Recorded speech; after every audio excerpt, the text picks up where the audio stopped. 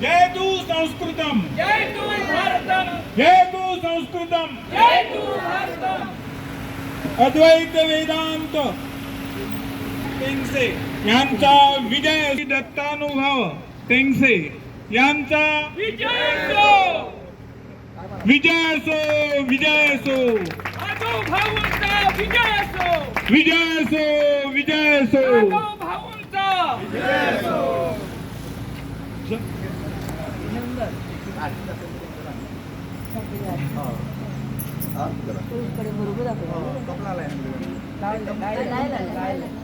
श्री राम जय राम जय जय राम, श्री राम जय राम जय जय राम, श्री राम जय राम जय जय राम, श्री राम जय राम जय जय राम, श्री राम जय राम जय जय राम, श्री राम जय राम जय जय राम. अद्वैत रत्न श्री राघव भाऊंचा माता की जय, भारत माता की जय, भारत माता की जय. सनातन धर्माचा विजय असो, सनातन धर्माचा विजय असो. श्री राम जय राम जय जय राम, श्री राम जय राम जय जय राम, श्री राम जय राम जय जय राम, श्री राम जय राम जय जय राम, श्री राम जय राम जय जय राम.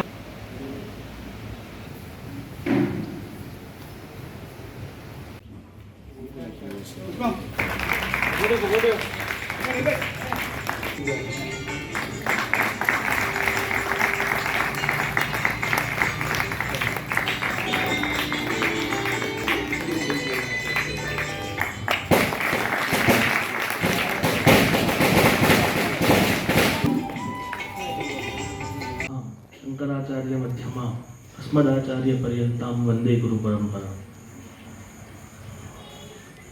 आज खरं तर काही बोलता येत नाही, कारण पहिल्यांदा तसं काहीतरी अनुभवायला मिळालेला आहे. जरी नाव दत्तानुभव असलं तरी सुद्धा वेगवेगळे अनुभव येतात.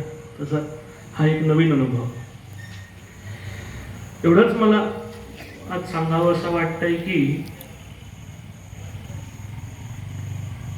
जे काही आज तुम्ही पाहताय ही त्या विद्येची सेवा आहे, आणि त्या विद्येची सेवा करताना किंवा तो करण्याचा मान हा मला मिळणं ह्यासाठी फक्त माझंच काही पूर्वजन्माचं कर्म कारण नाही, तर ज्या घरात मी वाढलो, माझ्यावर संस्कार झाले, ज्या समाजात मी वाढलो तो समाजही त्याला तितकाच कारणीभूत आहे. कारण अनुकूल परिस्थिती असेल तरच त्यातून काही चांगलं कार्य होतं. प्रतिकूल परिस्थिती जर का असली तर उत्सव सुद्धा आपल्याला साजरे करता येत नाही. तशी अनेक उदाहरणं आता आपल्या समोर येत आहेत. त्यासाठी अनुकूल परिस्थिती असणं हे खूप गरजेचं आहे, आणि ती अनुकूल परिस्थिती निर्माण करणं हे सुद्धा तेवढंच मोठं काम आहे. पण माझं भाग्य असं आहे की ती मला अनुकूल परिस्थिती आधीपासूनच मिळालेली आहे. कारण जे माझ्या आजूबाजूला आहे, ज्यांच्याबरोबर मी शाळेत शिकलो, ज्यांनी मला शिकवलं, ज्यांनी माझ्यावर ते सगळे संस्कार केले, हे सगळे आपल्या संस्कृतीचे अभिमानी लोक आहेत. आणि जोपर्यंत अभिमानी लोक आजूबाजूला असत नाही तोपर्यंत उत्कर्ष हा काही होत नाही.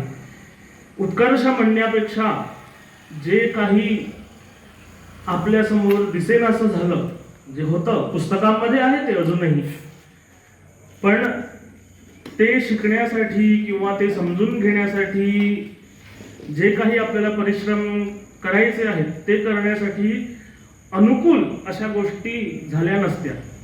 पण हा आपला जो समाज आहे, हे जे आपलं गाव आहे, परशुरामाची कृपा, हे सगळं त्यासाठी अनुकूल असल्यामुळे माझ्या हातून एक छोटंसं सेवारूप कार्य झालेलं आहे.